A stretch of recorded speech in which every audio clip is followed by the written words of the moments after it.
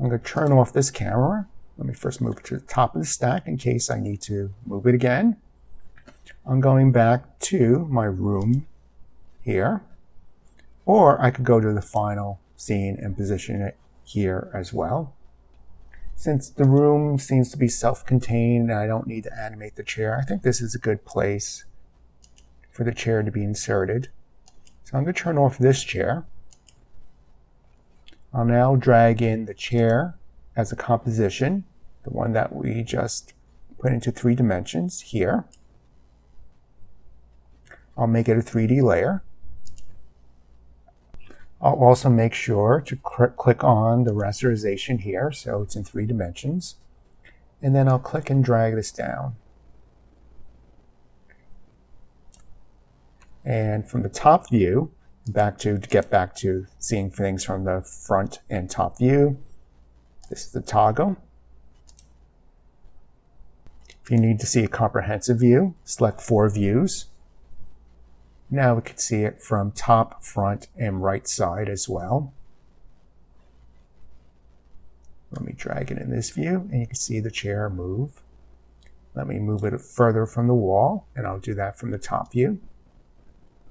And you can look down here into the right view to better see what's going on.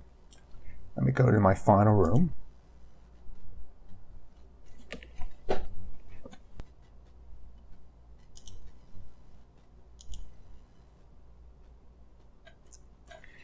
Let me drag this chair down to the floor. When it goes through the floor, you know you dragged it too far. But you also can look at these views. And you can use the hand tool, the H key, to pan around the view. You can also use those views to better align things in 3D space. Let me go to my final room. Let me turn off the lock for the camera. And with the orbit tool selected, you can orbit around the room.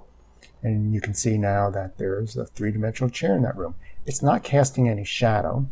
And so for it to cast shadow, I'm going to select all these layers and turn on cast shadows for the material option with all the layers selected. By turning cast shadow on from one layer, it will turn it on for all because it's following the group selection. So I'll open up and expand this property and go to material options, cast shadows.